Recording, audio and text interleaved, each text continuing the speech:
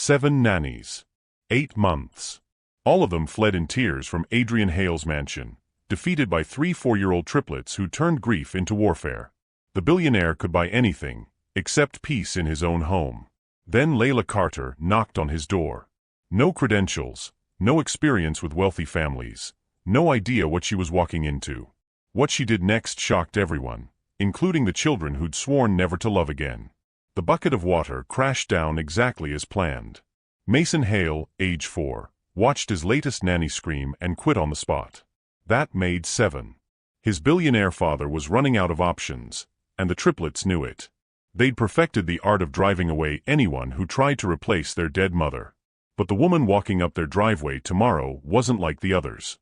She had a secret weapon they'd never encountered. She understood their pain. "We don't want a new nanny." Mason screamed, chocolate smeared across his face like war paint. "You can't make us like her." The billionaire's son had just declared war on another caregiver. But this time, something impossible happened. The woman looked him straight in the eye and said the 4 words that changed everything: "I don't want you to like me." What happened next broke every rule of childcare and saved a broken family. But before Layla Carter ever set foot in that mansion, one more nanny had to fall. Welcome back, my beautiful family and friends. If you're hooked in and you're ready to enjoy this story, click subscribe and let me know in the comments where you're watching from, because tomorrow I will be giving you another story just as interesting as this one. And you don't want to miss it. Now back to our story. The crystal chandelier trembled as another crash echoed through the marble hallway of the Hale mansion. Adrian Hale didn't even flinch. He'd grown numb to the sound of his life falling apart one tantrum at a time. From behind his mahogany desk, he could hear Mrs. Wellington's voice rising to a pitch that suggested she was about 30 seconds away from joining the long list of nannies who'd walked out his front door. "Mr. Hale." The British woman's voice cracked like a whip as she burst into his study, her perfectly styled gray hair now resembling a bird's nest. A streak of what appeared to be finger paint decorated her pristine white blouse. "I simply cannot. This is impossible. Those children are feral," Adrian suggested without looking up from his laptop screen. The quarterly reports blurred together as another shriek pierced the air from upstairs. His jaw tightened. "Yes, Mrs. Wellington, I'm aware. That's not what I was going to say." The 60-year-old woman drew herself up to her full height, which barely reached Adrian's shoulder. "Mr. Hale, in my 40 years of childcare experience, I have never encountered children so broken." The word slipped out before Adrian could stop it, raw and honest in a way that made Mrs. Wellington's anger deflate like a punctured balloon. Silence stretched between them, filled only by the distant sound of his 4-year-old triplets wreaking havoc somewhere in the vast house. Adrian finally looked up, and Mrs. Wellington saw something in those steel-gray eyes that made her heart clench despite her frustration. This wasn't just about difficult children. This was about a man drowning in grief and guilt, trying to hold together the shattered pieces of what had once been a perfect family. "They miss their mother," Adrian said quietly, his voice barely audible over the chaos echoing from upstairs. "And I don't know how to help them." Mrs. Wellington's expression softened, but only for a moment. Another crash, followed by what sounded suspiciously like his son Mason shouting something that definitely wasn't appropriate for a 4-year-old, snapped her back to reality. "Mr. Hale, I sympathize, truly I do. But sympathy doesn't change the fact that little Emma just tried to flush my reading glasses down the toilet while Sophia painted the bathroom mirror with what I sincerely hope was chocolate pudding." She smoothed her skirt with trembling hands. "And Mason, that boy has the vocabulary of a sailor and the strategic mind of a general. I found him this morning trying to rig a bucket of water above the doorframe." Despite everything, Adrian felt a ghost of pride flicker in his chest. His son definitely had inherited the Hale genius for problem-solving, even if he was currently using it for guerrilla warfare against the help. "Mrs. Wellington." "No." She held up a paint-stained hand. "Mr. Hale, you're a brilliant man. You've built an empire that spans continents. But those children up there? They need more than money can buy. They need—" She paused, searching for words that wouldn't sound like criticism. "They need someone who understands pain." The words hit Adrian like a physical blow. He'd thrown money at the problem for 8 months now, the best nannies money could hire, child psychologists, therapists, even a specialist in grief counseling for children. Nothing worked. If anything, the triplets seemed to be getting worse, more defiant, more determined to drive away anyone who tried to fill the void their mother had left behind. "I'll have Margaret send your final payment by tomorrow," he said, his voice hollow. Mrs. Wellington nodded, already heading for the door.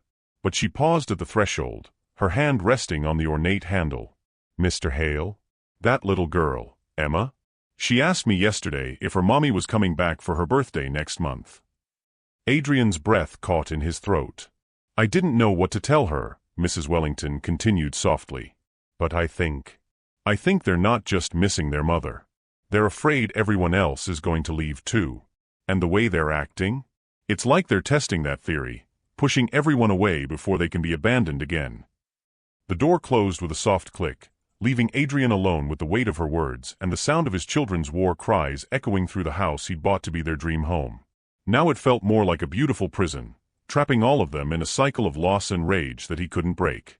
He rubbed his temples, feeling the familiar tension headache building behind his eyes.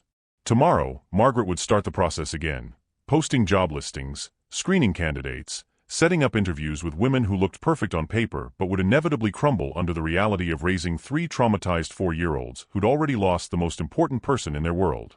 The irony wasn't lost on him. Adrian Hale, the man who'd revolutionized artificial intelligence and created algorithms that could predict human behavior with 97% accuracy, couldn't figure out how to help his own children heal. A new crash from upstairs, followed by what sounded like maniacal giggling, reminded him that his current crisis was far from over. Mrs. Wellington might be gone, but his children were still very much present, and very much in need of supervision that he was woefully unequipped to provide. Standing up from his desk, Adrian straightened his tie and prepared to venture upstairs into what his children had transformed into their personal battlefield. As he climbed the marble staircase, his reflection caught in the floor-to-ceiling windows that lined the hall. 32 years old, worth more money than most small countries, and completely powerless to fix the one thing that mattered most. The question that had been haunting him for months whispered through his mind again. Was he failing them the same way he'd failed their mother? What do you think? Can wealth really buy healing, or do some wounds require a different kind of medicine? Share your thoughts in the comments below. I'd love to hear your perspective on what these children really need. 3 hours later, Adrian stood in the wreckage of what had once been his children's playroom, surveying the damage like a general assessing a battlefield. Toy soldiers lay scattered across Persian rugs that cost more than most people's cars. Building blocks formed impromptu fortifications around overturned furniture. And in the center of it all, his 3 children sat in defiant silence, covered head to toe in what he desperately hoped was chocolate pudding. "Daddy's mad," Emma whispered, her green eyes, so much like her mother's, wide with a mixture of fear and satisfaction. At 4, she was the emotional barometer of the trio, the one who felt everything most deeply. "Good," Mason declared, crossing his pudding-covered arms. "Maybe now he'll pay attention to us instead of his stupid computer." The ringleader of their destructive schemes, Mason had inherited Adrian's strategic mind and his late mother's stubborn streak, a combination that was proving absolutely lethal to household peace. Sophia, the quietest of the 3, simply stared at her father with those unervingly intelligent eyes that seemed to see right through him. She didn't speak as much as her siblings, but when she did, her words carried the weight of someone far older than her 4 years. Adrian crouched down to their level, his expensive suit creaking in protest. This close, he could see the exhaustion beneath their defiance, the way Emma's bottom lip trembled despite her brave front, how Mason's hand shook slightly as he maintained his hostile posture. These weren't monsters. They were babies who'd lost their world and were trying to make sense of the pieces.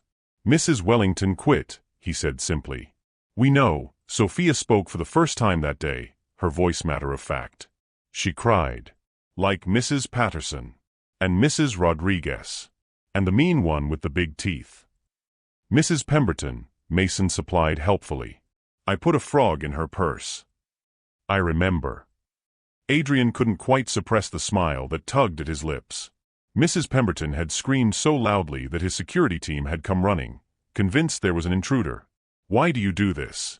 Why do you drive them all away?" Emma's lower lip wobbled dangerously.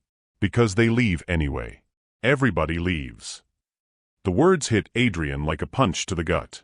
He thought of Marianne, their mother, who'd fought cancer with the same fierce determination she brought to everything else in her life. She'd made him promise, in those final weeks, to make sure the children knew they were loved. to make sure they felt safe. He was failing spectacularly on both counts. "I'm not leaving," he said quietly. "You're always in your office," Mason accused. "You don't eat dinner with us. You don't read us stories.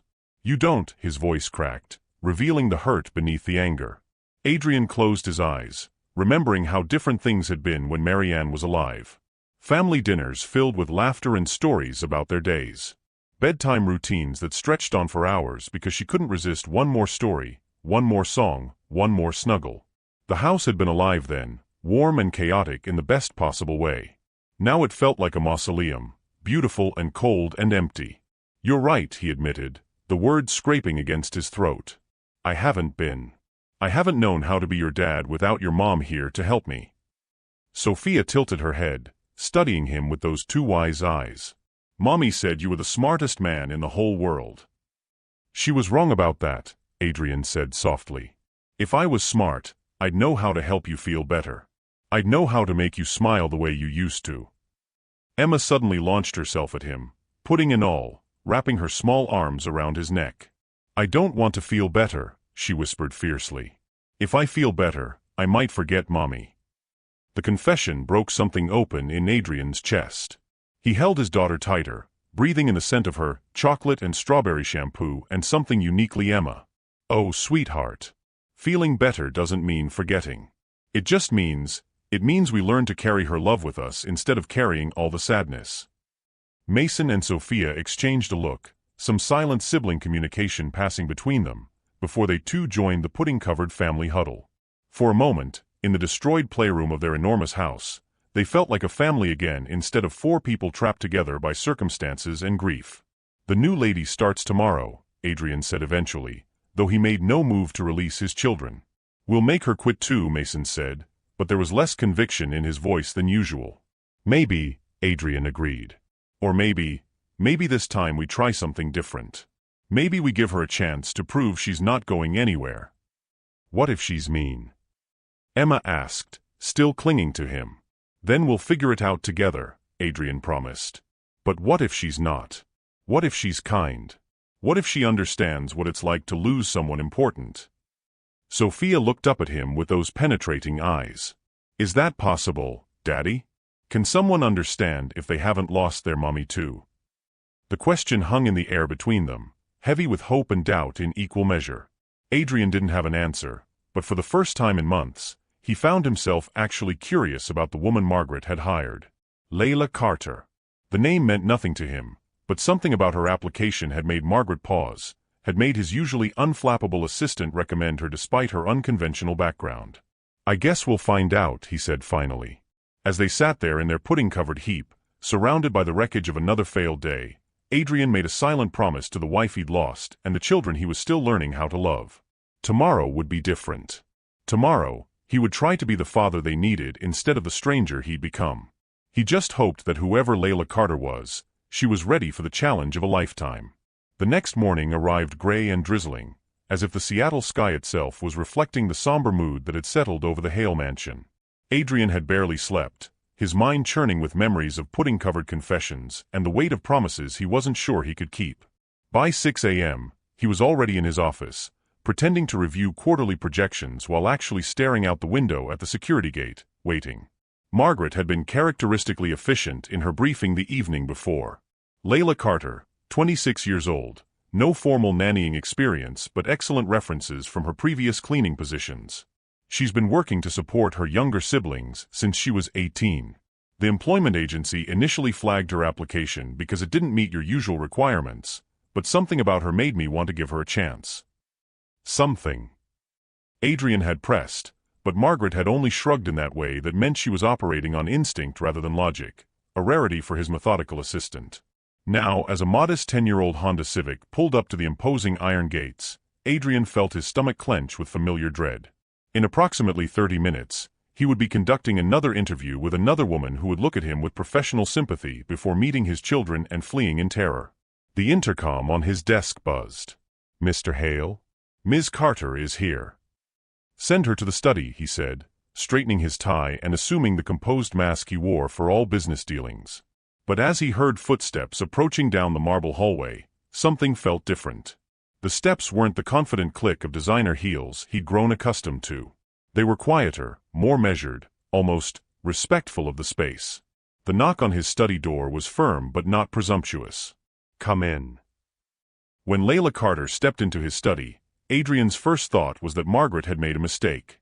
This couldn't be the woman he was supposed to interview.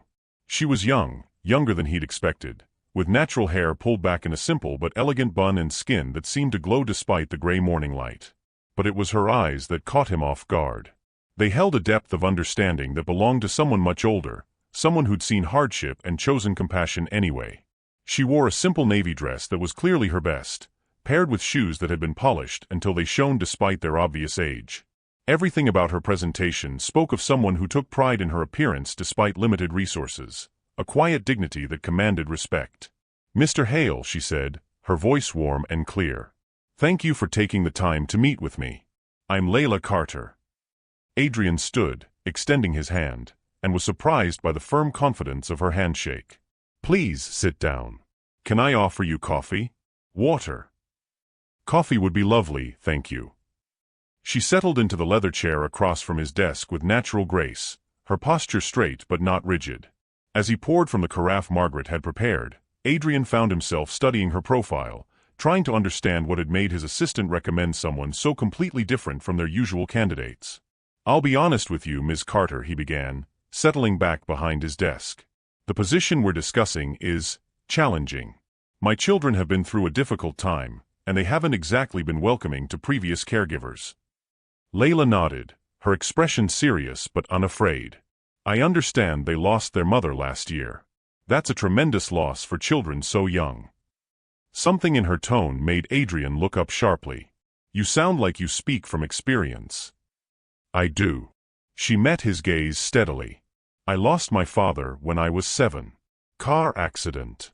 I know what it's like to feel like the whole world has shifted beneath your feet, like nothing makes sense anymore." "I'm sorry," Adrian said quietly, and meant it. "Thank you.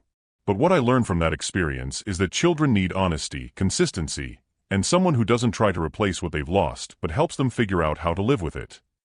She paused, taking a careful sip of her coffee. "From what your assistant told me, it sounds like your children are testing boundaries, seeing if the adults in their lives are going to stick around when things get difficult." Adrian felt something shift in his chest, a recognition that this woman understood something fundamental that all the credentialed professionals had missed. "They are. They've driven away 7 nannies in 8 months. 7, Layla repeated thoughtfully. "That's a lot of goodbyes for small hearts to handle." Before Adrian could respond, a tremendous crash echoed from upstairs, followed by Mason's voice shouting something that was definitely not appropriate for breakfast conversation. A door slammed. Emma started crying. The chaos of his morning routine had begun. Adrian closed his eyes, feeling the familiar wave of helplessness wash over him. "And that," he said with bitter humor, "would be my children making their feelings known about having a stranger in the house." But when he opened his eyes, Layla wasn't looking horrified or calculating her exit strategy. Instead, she was listening intently, her head tilted slightly as if she was decoding the sounds from upstairs. "That's Mason," she said with surprising certainty. "The ringleader. He's angry, but there's fear underneath it. And that crying, that's not a tantrum cry. That's a scared cry." Adrian stared at her. "How could you possibly?" "Because I raised my little brother from the time he was 3, Layla said simply. "I know the difference between manipulation and genuine distress." Another crash, and this time it sounded like something expensive had just become something broken. "Mr. Hale," Layla said, setting down her coffee cup and looking at him with those steady, knowing eyes, "would you mind if I went upstairs and introduced myself?" Every instinct Adrian had screamed warnings. This was how it always started, confident assurances followed by swift retreats when reality set in. But something about Layla Carter felt different. Maybe it was the way she'd listened to his children's chaos without flinching, or the understanding in her voice when she talked about loss, or simply the fact that she was asking to meet them instead of trying to negotiate terms first. "They'll try to shock you," he warned. "They'll say inappropriate things, make messes, test every boundary you set." Layla smiled, and it transformed her entire face, revealing a warmth that made Adrian's chest tighten in a way he hadn't felt since Marion died. "Mr. Hale, I've been taking care of children and working with families for years. I promise you, whatever they do, I've probably seen worse." Famous last words, Adrian thought, but found himself nodding. "All right. But don't say I didn't warn you." As they climbed the marble staircase together, the sounds from above grew more intense. When they reached the second floor, Adrian could see that his children had apparently decided to stage some kind of elaborate protest in the hallway. Toys were scattered everywhere, creating an obstacle course that would challenge an Olympic athlete. Emma was sobbing dramatically beside an overturned laundry basket while Sophia sat quietly in the corner, watching the chaos with those two wise eyes. And Mason was standing defiantly in the center of it all, arms crossed, chocolate smeared across his face like war paint. "We don't want a new nanny," he announced as soon as he saw them. "You can't make us like her." Adrian felt his shoulders tense, preparing for the familiar cycle of attempted discipline followed by escalating defiance. But Layla stepped forward, her movements calm and unhurried. "You know what?" she said, addressing Mason directly. "I don't want you to like me." The statement was so unexpected that even Emma stopped crying to stare at her. "I don't want you to like me," Layla continued, settling cross-legged on the floor amid the chaos, completely unconcerned about her dress or the mess around her. "Because liking someone new feels like betraying the person you're missing. And you miss your mom something fierce, don't you?" The silence that followed was deafening. Even Adrian found himself holding his breath. Mason's hostile expression wavered, confusion flickering across his small features. You're not supposed to say that." "Why not?" Layla asked gently. "It's true, isn't it? The other ladies wanted you to be happy and forget about being sad. But I think being sad about your mom means you love her. And that's beautiful." Emma had crept closer, drawn despite herself to this stranger who spoke about their mother without trying to fix their grief. "The other ladies said we should think happy thoughts." "Happy thoughts are nice," Layla agreed. "But sad thoughts are important too. They remind us how much love we have in our hearts." Sophia, who had been silent through the entire exchange, suddenly spoke up. "Do you miss your daddy?" "Every single day," Layla answered honestly. "Even though it's been almost 20 years. But you know what I learned? Missing someone you love doesn't hurt less over time. You just get stronger at carrying the love they left with you." Adrian felt something crack open in his chest, a pain he'd been holding so tightly that he'd forgotten it was there. This woman, this stranger, had just articulated something he'd been unable to say to his own children for 8 months. Mason was staring at Layla with naked curiosity now, his defensive posture slowly melting. "Did you cry when he died?" "I cried so much I thought I might never stop," Layla said. "And you know what? That was okay. Sometimes the biggest love comes out as the biggest tears." "Daddy doesn't cry," Emma said quietly, glancing at Adrian with those two perceptive green eyes. Layla followed Emma's gaze, and when she looked at Adrian, he felt exposed in a way that was both terrifying and strangely comforting. "Maybe your daddy cries when you're not looking," she said gently. "Maybe he's afraid that if you see him sad, it will make you more sad. But sometimes, seeing that grown-ups have big feelings too helps children know their big feelings are normal." The observation hit Adrian like a physical blow. She was right. He had been so focused on being strong for them, on being the stable force in their chaotic world, that he'd forgotten they needed to see his humanity too. "Will you stay?" Sophia asked suddenly, the question hanging in the air like a prayer. Layla looked around at the 3 children, then at Adrian, her expression serious. "I can't promise I'll stay forever," she said finally. "But I can promise that if I leave, it won't be because you're too much trouble or because I don't care about you. And I can promise that while I'm here, I'll help you figure out how to carry all that love you have for your mama." It wasn't the kind of promise the previous nannies had made, grand assurances about fixing everything and making them happy. It was something much more valuable: honesty, boundaries, and the acknowledgement that their pain was real and worthy of respect. Mason looked at his sisters, some silent communication passing between them, before he stepped closer to Layla. "Are you going to make us clean this up?" Layla smiled. "Eventually. But first, I think we should probably have breakfast. And maybe your dad could tell me some stories about your mom while we eat. I'd like to know more about the lady who taught you all how to love so big." Adrian felt tears prick at his eyes, the first tears he'd allowed himself since Marianne's funeral. This extraordinary woman had just done something 7 trained professionals couldn't manage. She'd made his children feel heard instead of managed. As they began to navigate the obstacle course of toys toward the kitchen, Emma slipped her small hand into Layla's, and Adrian knew with absolute certainty that everything was about to change. The question that had been haunting him shifted. It was no longer whether Layla Carter would stay. It was whether he would be brave enough to let her. 3 weeks later, the Hale mansion had transformed in ways Adrian never could have imagined. The sterile perfection that had characterized their home since Marianne's death had given way to something warmer, more lived in. Children's laughter echoed through hallways that had been silent for too long. The dining room, which had sat empty except for Adrian's solitary meals, now hosted raucous breakfast conversations where Emma narrated elaborate stories about her dreams and Mason debated the physics of his building block constructions. But perhaps the most startling change was in Adrian himself. "Mr. Hale," Layla said, appearing in his study doorway with that gentle smile that had become the best part of his day, "the children are asking if you'd like to join us for lunch in the garden. Emma made you a flower crown." Adrian looked up from his laptop, where he'd been pretending to review contracts while actually watching through the window as Layla helped his children plant a small herb garden. She'd suggested it as a way to grow something beautiful in memory of their mama, and the sight of his children's hands dirty with soil, their faces bright with purpose, had made his chest ache with emotions he'd thought buried with his wife. "A flower crown?" he asked, unable to suppress his smile. "Very elaborate." She used approximately half the daisies in the garden and somehow incorporated a few of those ornamental grasses that Margaret says cost more per square foot than most people's rent.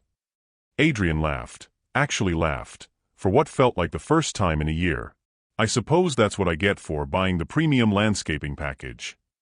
"Emma has expensive taste," Layla agreed, but there was something in her eyes, a flicker of uncertainty that hadn't been there before. "Mr. Hale, could I speak with you for a moment? About something the children mentioned." The shift in her tone made Adrian straighten in his chair. Over the past 3 weeks, he'd come to recognize Layla's various expressions. This was her careful, diplomatic face, the one she wore when she was trying to navigate something delicate. "Of course. Please, sit down." But instead of settling into her usual chair, Layla remained standing, her hands clasped in front of her in a gesture he'd learned meant she was choosing her words very carefully. "The children mentioned that they have a birthday coming up next month. Their 4th birthday." She paused, watching his face. "Emma asked me if I thought their mama would come back for their party." Adrian felt the familiar weight settle on his chest, the crushing pressure that always accompanied thoughts of his children's birthday. Last year, Marianne had been in the hospital, too weak from chemotherapy to plan the elaborate celebration she dreamed of. She'd made him promise to make this year special, to help them remember that birthdays were about joy, not loss. He'd been dreading it for months. I haven't figured out what to do about that yet," he admitted, hating how helpless the word sounded. Layla's expression softened with understanding. "Would you like some help? I have some ideas, but I wanted to check with you first before suggesting anything to them." "What kind of ideas?" Adrian found himself leaning forward, hungry for any solution that didn't involve disappointing his children. "Well," Layla settled into the chair across from him, her eyes bright with the kind of thoughtful planning that reminded him why she was so good with his children. "I was thinking we could make it a celebration that includes their mama's memory instead of trying to ignore it. We could ask them to tell stories about her, maybe look through photo albums together. Create a memory garden where they can plant something special for her." Adrian felt something tight in his chest begin to loosen. "They would like that." "I think so too. But there's something else." Layla hesitated, her fingers twisting together in a gesture of nervousness he'd never seen from her before. "Emma mentioned that there's usually a big party. With lots of people. And I was wondering." She took a breath. "I was wondering if you've thought about what my role would be at something like that." The question hung between them, loaded with implications Adrian hadn't fully considered. A formal birthday party would mean guests, his friends, colleagues, family members who'd known Marianne. People who would see Layla and wonder about her place in his household, her relationship to his children. "You're worried about how people will react to you," he said, the realization hitting him like a revelation. Layla's smile was rueful. "Let's just say I have experience with being the only person who looks like me in rooms full of wealthy white people. It's not always comfortable." Adrian felt a flash of anger on her behalf, followed immediately by shame that he hadn't considered this aspect of her position. "Layla, you're not just the help. You're the person who saved my family. Anyone who has a problem with that can find somewhere else to be." "I appreciate that, Mr. Hale, I really do. But it's not just about me. It's about the children. If there's drama or tension at their party because of me, that's not fair to them." The consideration in her voice, the way she put his children's needs ahead of her own comfort, made Adrian's throat tighten with an emotion he wasn't ready to name. Over the past 3 weeks, he'd watched Layla transform his children from angry, grieving little warriors into something approaching their former selves. She'd done it through patience, understanding, and a kind of fierce protectiveness that reminded him painfully of Marianne. But unlike Marianne, Layla had to navigate the additional burden of being judged for her race, her background, her lack of formal credentials. The unfairness of it made his jaw clench with protective anger. "What if we had 2 celebrations?" he heard himself suggesting. "A small private party here at the house with just us and maybe a few close family members. And then a separate, bigger celebration later for my business associates and the people who expect to be invited." Layla's eyes widened with surprise. "You would do that? Change your plans to accommodate me?" "Layla," Adrian said, his voice rougher than he intended, "you've changed everything for us. The least I can do is change a party." Something shifted in the air between them, a recognition of feelings that were growing beyond the professional boundaries they'd both been carefully maintaining. Adrian found himself studying the way the afternoon light caught in Layla's eyes, the graceful curve of her neck, the soft fullness of her lips that he'd been trying not to notice for weeks.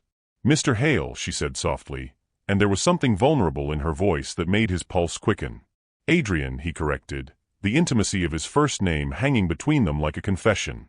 "Adrian," she repeated, and the sound of his name in her voice did something dangerous to his composure. "I need to ask you something, and I need you to be honest with me." "Anything.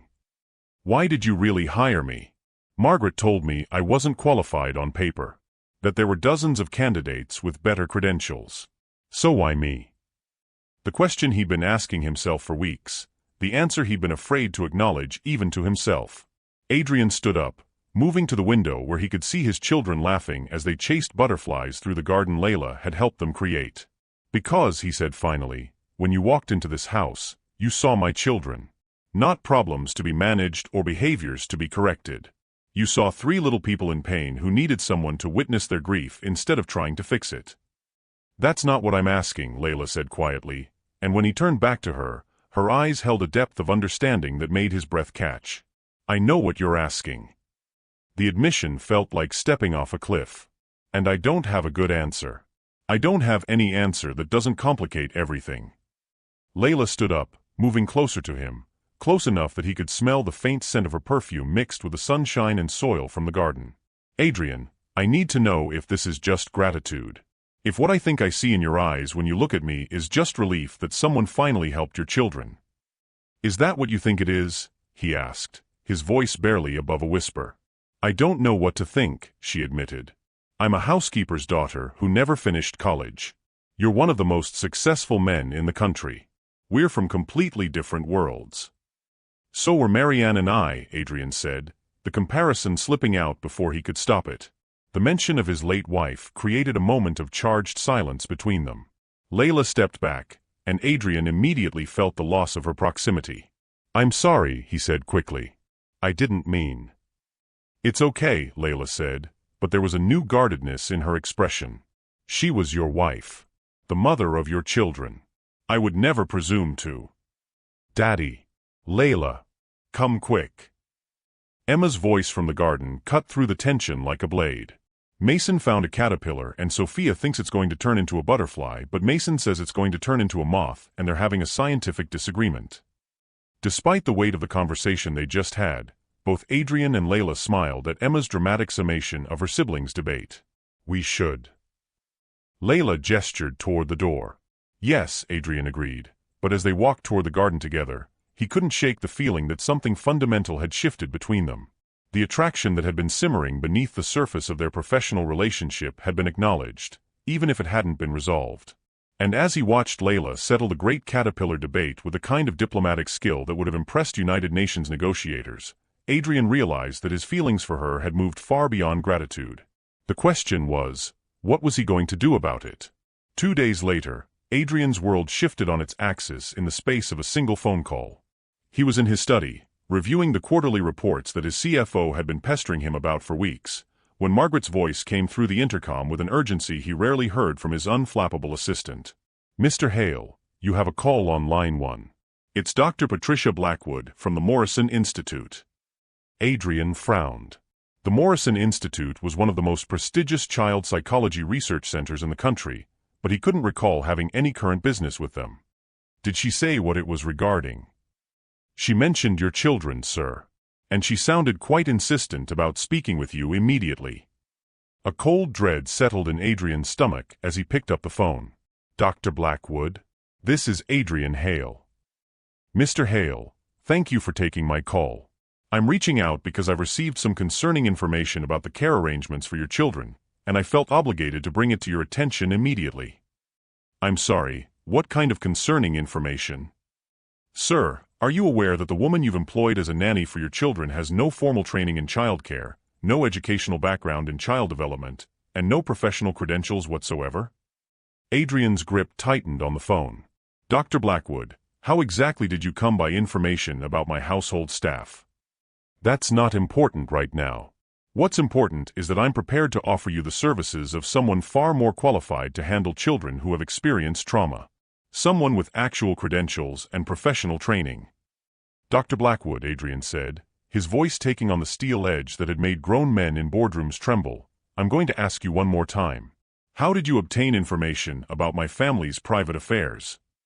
There was a pause, and when she spoke again, her tone had shifted from professional concern to something that sounded distinctly like desperation. "Mr. Hale, surely you understand the importance of proper child care for children from prominent families. The Morrison Institute has an excellent reputation." "That's not an answer to my question. Mr. Hale, I've been made aware that you've employed someone who is—" Another pause. "Someone who may not be appropriate for children of your social standing." The implication hit Adrian like a slap. "Dr. Blackwood, are you suggesting that my children's caregiver is inappropriate because of her race?" "I'm suggesting that children from wealthy families require caregivers who understand their particular needs and social expectations." Adrian hung up the phone with enough force to rattle his desk accessories. For a moment, he sat in stunned silence, his mind racing through the implications of what had just happened. Someone had been watching his household closely enough to know details about Layla's background. Someone cared enough about his family's arrangements to contact outside professionals. Someone was trying to interfere with his children's care. But who? His private line rang again, and this time Margaret's voice carried a note of apology. "Sir, it's your sister-in-law. She says it's urgent." Adrian closed his eyes, already knowing what this conversation was going to be about. "Put her through." "Adrian, darling," Victoria's cultured voice filled the line with the kind of false sweetness that had always set his teeth on edge. "How are you? How are the children?" "They're fine, Victoria. What do you want?" Such hostility. "I'm simply calling because I'm concerned about family. Gerald and I were at the country club yesterday, and someone mentioned seeing a rather interesting person dropping the children off at their playgroup." "Interesting how?" "Well, darling, I'm sure she's perfectly nice, but don't you think the children deserve someone with more appropriate credentials? Someone who understands their background and social position." The pieces clicked into place with sickening clarity. Victoria, Marianne's older sister, who had never quite forgiven Adrian for winning Marianne's heart despite coming from a middle-class background. Victoria, who had made countless passive-aggressive comments about his nouveau riche lifestyle and his lack of old money breeding. Victoria, who had undoubtedly seen Layla as confirmation of all her worst opinions about his judgment. "Victoria," Adrian said, his voice deadly quiet, "did you call Dr. Blackwood? I may have mentioned to a few people that the children might benefit from professional assessment. After all, they've been through so much, and with such an unconventional caregiver. Get off my property." "I'm sorry." "You heard me. Get off my property, and don't contact me or my children again." "Adrian, you're being ridiculous. I'm family." "No, you're not. Family supports each other. Family doesn't try to sabotage the first person who's helped those children heal since their mother died."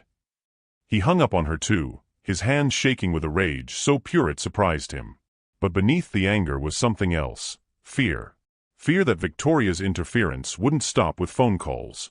Fear that the social pressure she could bring to bear might actually succeed in driving Layla away.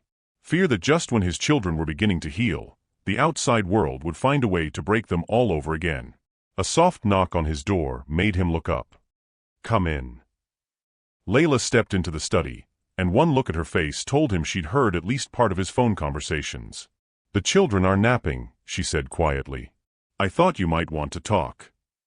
"How much did you hear?" "Enough."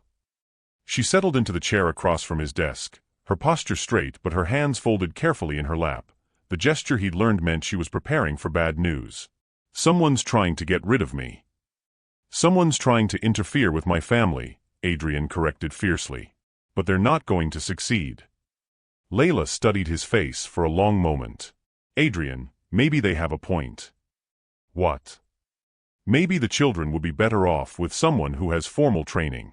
Someone who fits better into your world." Her voice was steady, but Adrian could see the pain in her eyes. "Don't you dare," he said, standing up so abruptly that his chair rolled backward. "Don't you dare let them make you question your worth." "I'm not questioning my worth as a person," Layla said quietly. "I'm questioning whether what's best for me is what's best for those children." "You want to know what's best for my children?" Adrian moved around the desk, coming to stand directly in front of her. "What's best for them is the woman who held Emma while she cried about missing her mother. What's best for them is the person who taught Mason that his anger was okay, but that hurting people wasn't. What's best for them is someone who sees their grief as love instead of a problem to be solved." Tears were gathering in Layla's eyes, but she blinked them back with fierce determination. "That's not what the world sees when they look at me with your children." "Then the world can go to hell," Adrian said, his voice rough with emotion.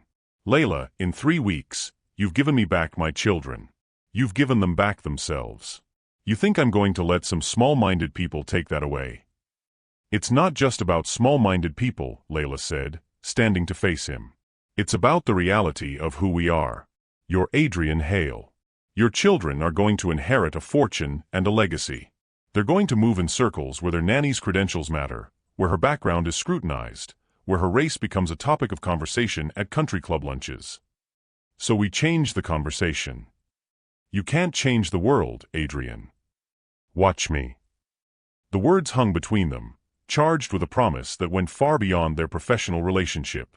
Adrian found himself reaching for her hands, pulling her closer until they were standing so close he could see the gold flecks in her brown eyes. "Layla, I need you to understand something. This isn't just about the children anymore." Her breath caught. "Adrian." "I'm falling in love with you," he said, the words tumbling out with all the grace of a teenager's first confession. "I know it's complicated. I know it's not fair to you. I know there are 1,000 reasons why it's a terrible idea.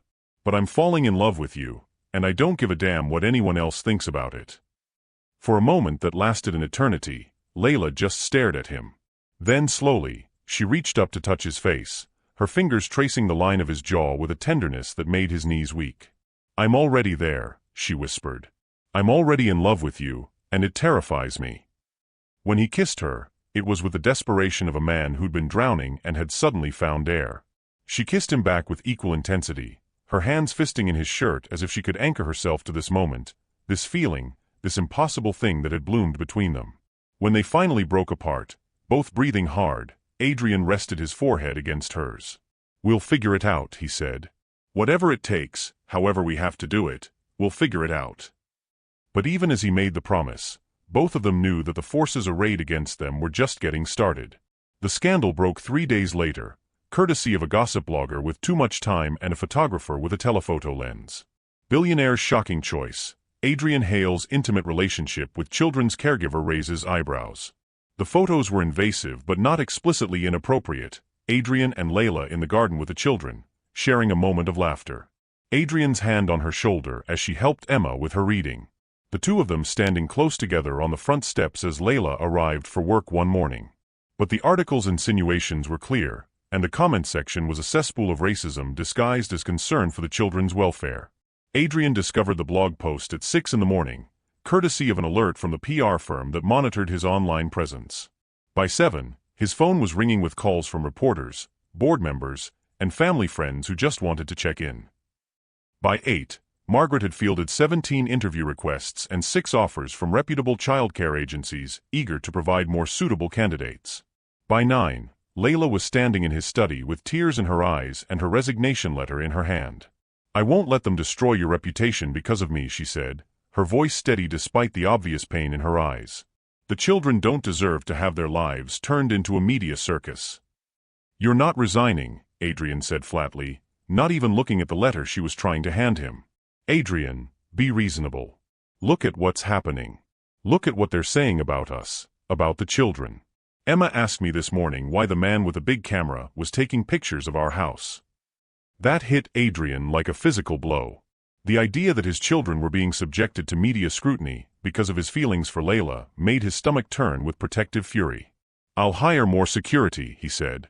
"I'll have the photographers removed from the property." "And then what? You think this stops here?" Layla's voice cracked slightly. "Adrian, my youngest sister called me this morning. Someone showed up at her school asking questions about our family. They're not just coming after me, they're going after everyone I care about." The revelation hit Adrian like a bucket of ice water. He'd been so focused on protecting Layla and his children that he hadn't considered how far the harassment might spread. "I'll put security on your family too," he said desperately. "I'll..." "Stop."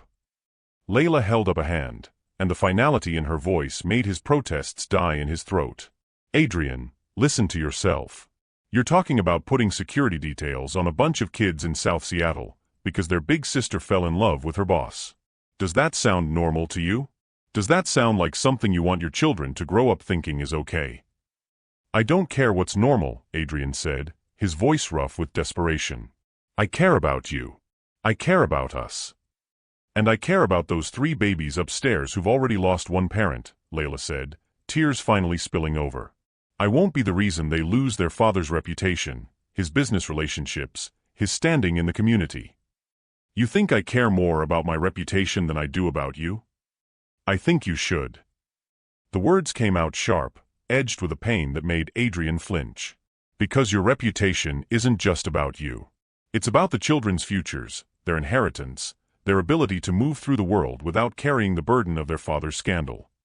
Before Adrian could respond, the study door burst open and Emma came running in, her face streaked with tears and her small body shaking with sobs. "Daddy.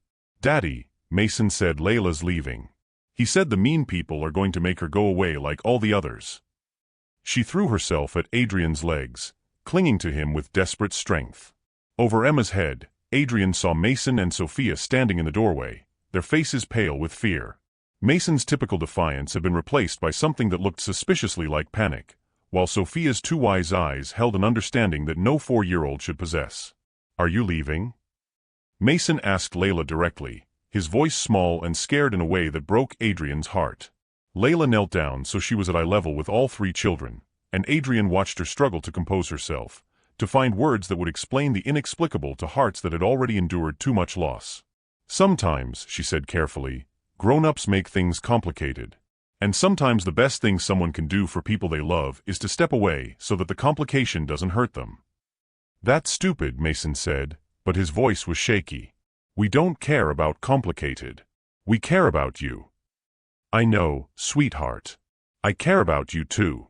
More than you can possibly imagine." "Then don't leave," Sophia said simply.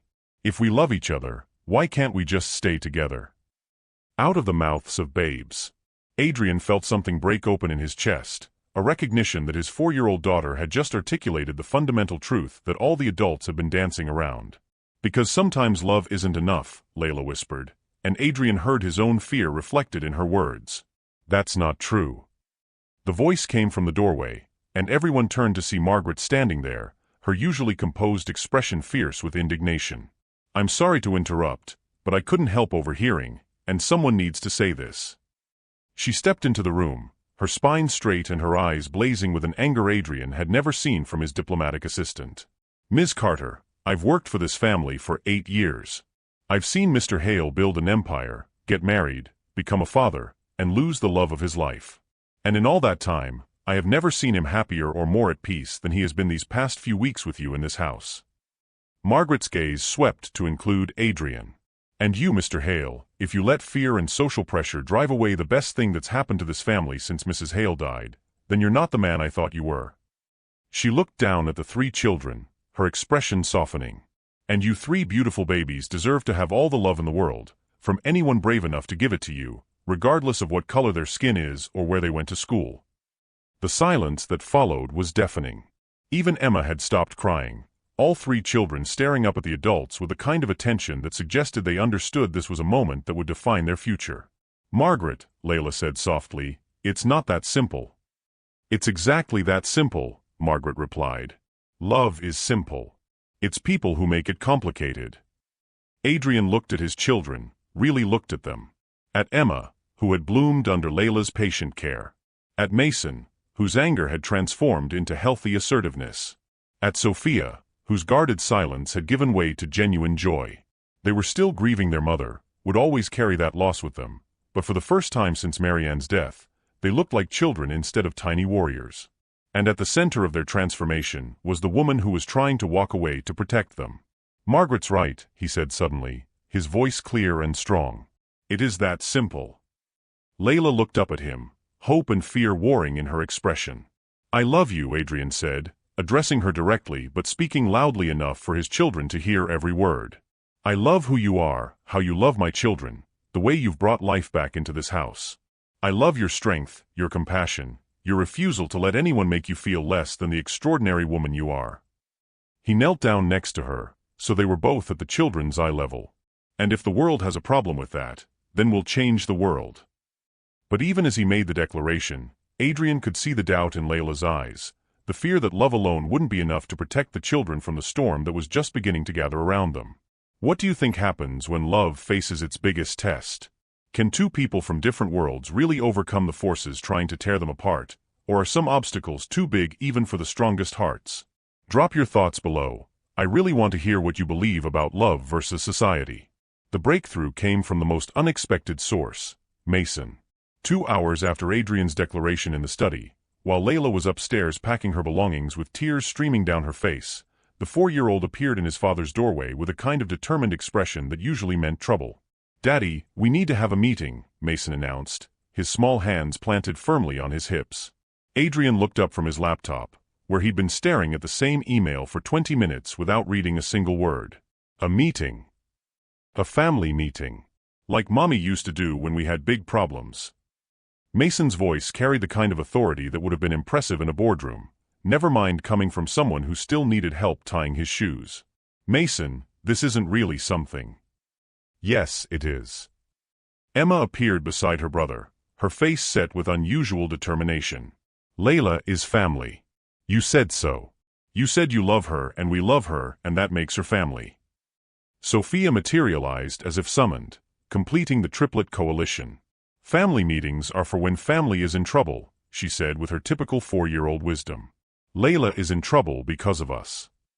"She's not in trouble because of you," Adrian started, but Mason held up a hand with the imperious gesture of someone born to command. "Daddy, you always tell us that when we have problems, we talk about them and figure out solutions together. So we're going to talk about this problem and figure out a solution." Adrian found himself strangely moved by his son's logic. "All right. But Layla is." "Getting her," Emma said, already heading toward the stairs. "She can't leave before the meeting. That's against family meeting rules." Before Adrian could protest, all 3 children had thundered upstairs, their voices carrying clearly through the house as they informed Layla that her presence was required for an emergency family meeting and that packing would have to wait. 10 minutes later, they were all assembled in the family room, a space that had been Marianne's favorite, filled with comfortable furniture and family photos that caught the late afternoon sunlight. Adrian sat in his usual chair while Layla perched uncertainly on the edge of the sofa, clearly torn between honoring the children's request and maintaining the distance she thought necessary. The triplets arranged themselves in a semicircle on the carpet, their expressions serious enough to rival a corporate board meeting. "Okay," Mason said, assuming his role as the self-appointed chairman. "The problem is that some mean people are saying bad things about Layla and trying to make her leave. They're saying bad things because she's different from the other nannies," Emma added, her 4-year-old understanding of racism heartbreakingly direct. But different isn't bad, Sophia contributed quietly. Different is just different. Adrian felt his throat tighten. These were babies. They should be worried about toys and cartoons, not navigating the ugly realities of prejudice and social pressure. That's right, sweetheart, Layla said, her voice thick with unshed tears. Different isn't bad.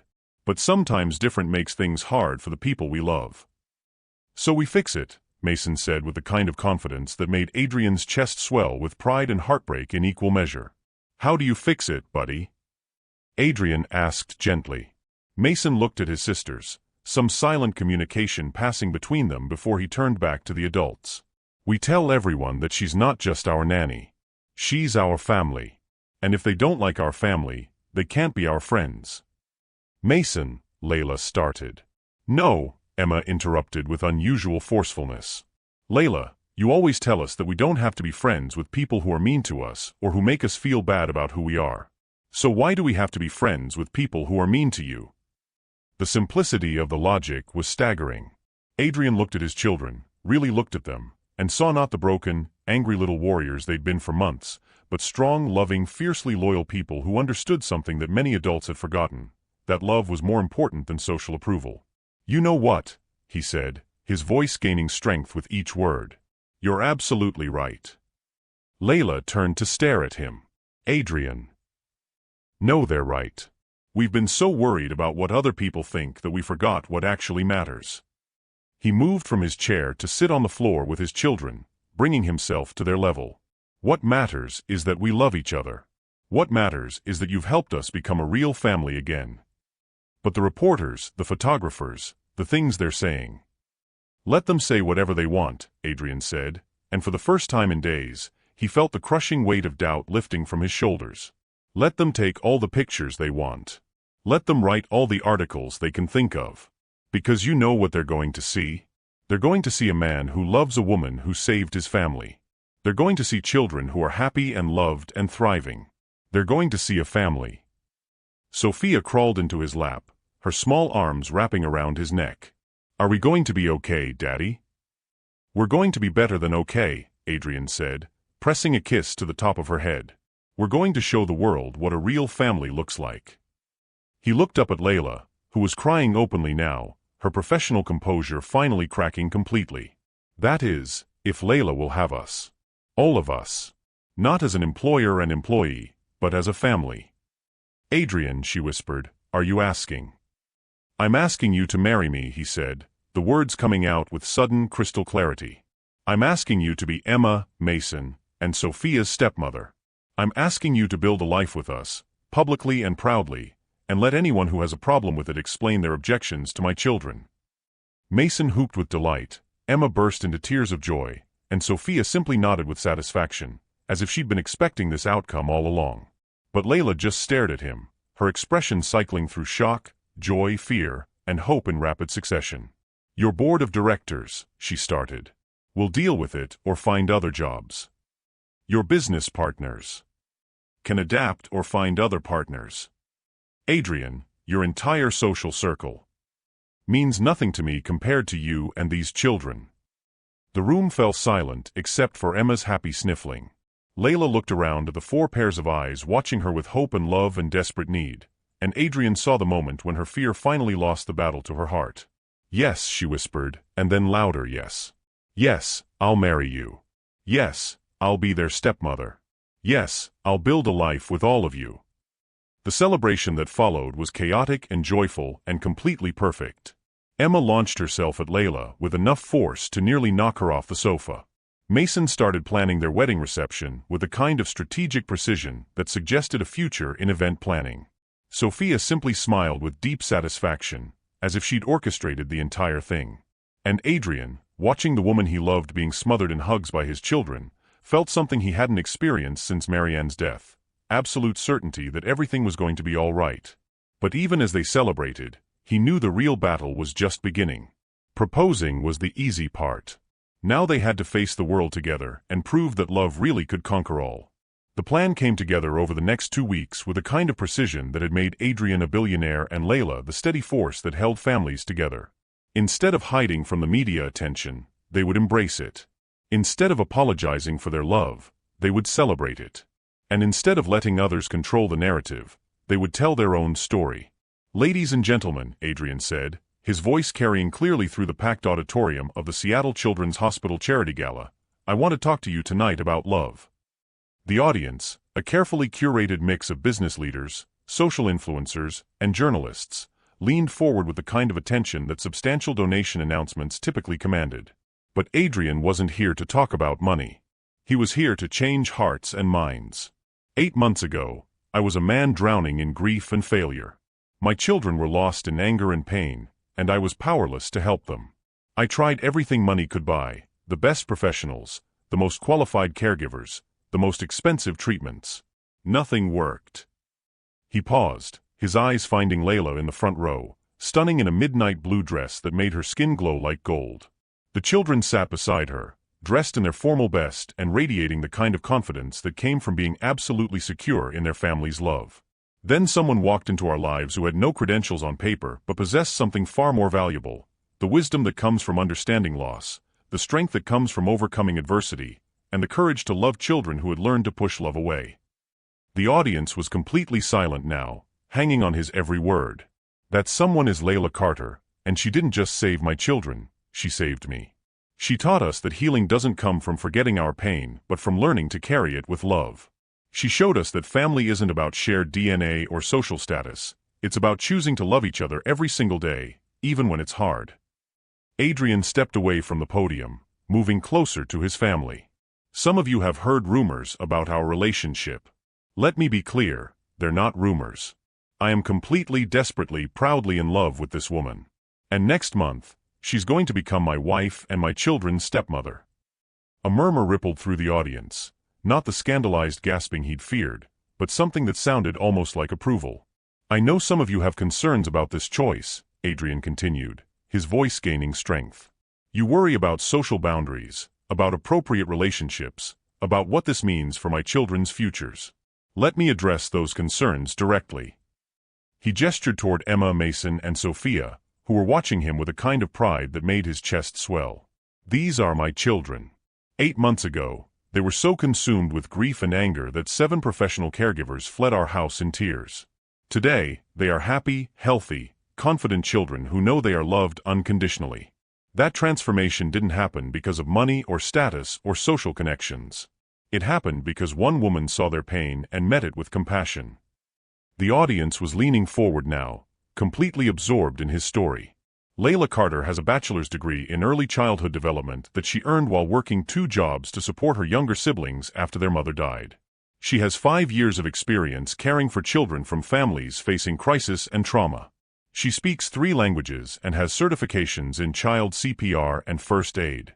She also happens to be Black, which, in our supposedly enlightened society, somehow makes her less qualified in some people's minds. The last sentence landed like a challenge, and Adrian let the silence stretch for a moment before continuing. "But here's what really qualifies her to be part of my family. She loves my children enough to put their needs ahead of her own comfort. She stayed when they were difficult, held them when they cried, and taught them that their grief was a testament to their love. She made our house a home again." Adrian moved to stand beside Layla's chair, his hand resting protectively on her shoulder. "So to those of you who are concerned about my children's futures, let me put your minds at rest. They will grow up knowing that love transcends race, class, and social expectations. They will understand that character matters more than credentials, and that the strength to love through adversity is the most valuable inheritance anyone can receive." He looked directly at Victoria, who was sitting rigid with disapproval in the 3rd row. "They will also understand that anyone who cannot accept the people we choose to love has no place in our lives." The applause started slowly, with one person in the back of the auditorium, then spread like wildfire through the room. Within moments, the entire audience was on their feet, clapping not just for Adrian's words but for the courage to speak them publicly. But the real moment of triumph came when Mason stood up on his chair and shouted over the applause, "That's my daddy and my Layla. And we're going to be a family forever." Emma and Sophia immediately followed suit, their bright voices adding to their brother's declaration, their faces shining with a kind of joy that was impossible to fake. The photographers, invited photographers this time, not paparazzi hiding in bushes, captured it all. Adrian kneeling down to embrace his children, Layla's tears of happiness, the moment when the four of them came together in a group hug that radiated love so powerfully it seemed to fill the entire auditorium. Later, as they walked out of the gala hand in hand, Layla squeezed Adrian's fingers. "Do you think it worked?" she asked. Adrian looked at the crowd of well-wishers surrounding them, at the reporters asking respectful questions about their wedding plans, at his children chattering excitedly about the dancing they'd done during the reception. Most importantly, he looked at Victoria, who had approached them with tears in her eyes and a grudging apology on her lips. "I think," Adrian said, pulling Layla closer, "we just changed the conversation." And as they made their way to the car, surrounded by family and friends who had chosen love over prejudice, Adrian realized that they had done something even more important than changing minds. They had given his children a story they could be proud of, a foundation of love that would carry them through whatever challenges life brought their way. The battle wasn't over. There would always be people who struggled with change, who let fear and prejudice guide their opinions. But for the first time since Marianne's death, Adrian felt like they were strong enough as a family to face whatever came next. 6 months later, on a perfect June morning filled with sunshine and the scent of blooming roses, Layla Carter became Layla Hale in a ceremony that would be talked about in Seattle society circles for years to come. The wedding was held in the garden of the Hale mansion, the same space where Layla had first helped the children plant herbs and flowers in memory of their mother. Now that garden bloomed with hundreds of white roses and baby's breath, creating a backdrop that was both elegant and deeply personal. Emma, Sophia, and Mason served as the wedding party, their roles officially designated as love attendants, a title Mason had insisted upon because ring bearer sounds like we're carrying a big scary animal. Emma scattered rose petals with the solemnity of someone entrusted with a sacred mission, while Sophia carefully carried the rings in a small basket decorated with photos of Marianne, honoring the woman who had loved these children first. But it was Mason who stole the show, walking down the aisle ahead of his father with a handwritten sign that read, "Here comes our daddy to marry our Layla and make us a real family forever." The guest list was a carefully curated mix of people who had embraced their unconventional love story and those who had come around to understanding its beauty. Margaret sat in the front row, openly weeping tears of joy. Dr. Patricia Blackwood was notably absent, though she had sent a gracious letter of congratulation along with a donation to the scholarship fund Adrian and Layla had established for underprivileged children pursuing early childhood education. Even Victoria was there, seated with the family section, her presence a testament to the power of love to overcome even the deepest prejudices. As Adrian watched Layla walk down the aisle, radiant in a simple but stunning gown that seemed to capture all the sunlight in the garden, he thought about the journey that had brought them to this moment. The grief, the fear, the obstacles that had seemed insurmountable, all of it had led to this perfect morning where love had finally triumphed. "Dearly beloved," the officiant began, but Adrian barely heard the traditional words. He was too busy looking at Layla, at his children's faces bright with happiness, at the assembled crowd of people who had chosen to celebrate love over convention. When it came time for their vows, Adrian spoke first, his voice clear and strong enough to carry to every corner of the garden. "Layla, you walked into my house when my family was broken, and you didn't try to fix us. Instead, you showed us that we were never broken at all, just learning how to love in a new way. You taught my children that grief and joy could coexist, that missing someone didn't mean we couldn't love someone new. You taught me that opening my heart again wasn't a betrayal of the past, but a celebration of the future." He paused, his eyes finding Emma, Mason, and Sophia, who were watching with a kind of attention that suggested they understood the significance of this moment. "You gave me back my children, and they gave me you. Today, I promise to love you with the same fierce devotion you showed them when they were at their most unlovable. I promise to stand with you against anyone who questions our right to love each other. And I promise to build with you the kind of family that leads with love instead of fear." When Layla spoke, her voice was steady despite the tears streaming down her face. "Adrian, when I walked into your house, I was planning to take care of your children. I never expected them to take care of me. Emma, Mason, and Sophia taught me that family isn't something you're born into. It's something you choose, every day with every act of kindness and every moment of forgiveness." She looked at the children, her smile radiant with love. "You three beautiful souls showed me that my heart was big enough to love people I hadn't given birth to as fiercely as if I had. You taught me that being a mother isn't about genetics, it's about showing up, staying present, and choosing love even when it's hard." Turning back to Adrian, she continued, "And you, my love, showed me that some fairy tales do come true. That sometimes the girl from the wrong side of the tracks gets the prince, the castle, and the happy ending. But more than that, you showed me that real love isn't about rescuing someone, it's about choosing to build something beautiful together. When the officiant pronounced them husband and wife, the kiss that followed was gentle, reverent, and full of promises for the future. But the real celebration began when Emma, Mason, and Sophia launched themselves at their new parents, creating a family group hug that had everyone in the audience reaching for tissues. The reception that followed was everything a wedding should be, full of laughter, dancing, and the kind of joy that comes from celebrating love that has overcome real obstacles. Mason gave a toast that consisted mainly of "I'm really happy Layla is staying forever now," while Emma performed an interpretive dance that she claimed told the story of their family. Sophia, true to form, simply smiled and handed out flowers to anyone who looked like they needed extra happiness. But the moment that Adrian would remember for the rest of his life came during the father-daughter dance, or in this case, the father-daughter's dance. As he swayed around the dance floor with Emma and Sophia in his arms, Layla dancing nearby with Mason, he was struck by how completely right everything felt. "Daddy," Emma whispered in his ear, "are we really going to be happy forever now?" Adrian looked at his daughter, then at his new wife, then at his sons, because Mason had insisted that once Layla married their daddy, he wanted to be called Adrian's son too, and felt a peace that he hadn't experienced since before Marianne got sick. "Yes, sweetheart," he said, spinning Emma and Sophia until they giggled with delight. "We really are." Later that evening, after the last guest had gone home and the children were tucked into bed with stories about the most beautiful wedding in the history of the world, Adrian and Layla sat together on their bedroom balcony, watching the stars emerge over Seattle. "Any regrets?" Adrian asked, his arm tightening around his wife's shoulders. Layla was quiet for a moment, and Adrian felt a flutter of concern until she spoke. "Just one," she said, and his heart skipped a beat until she continued. "I wish we could go back and tell that scared woman who almost resigned 6 months ago that everything was going to work out better than she could possibly imagine." Adrian pressed a kiss to the top of her head, breathing in the scent of her hair mixed with the roses from their wedding bouquet. "I think she knew," he said softly. "I think she knew she was worth fighting for, even when she was too scared to believe it." "And what about that man who was so afraid of letting his heart heal that he almost let fear win?" "I think," Adrian said, pulling back to look at his wife's face in the moonlight, "he learned that some risks are worth taking.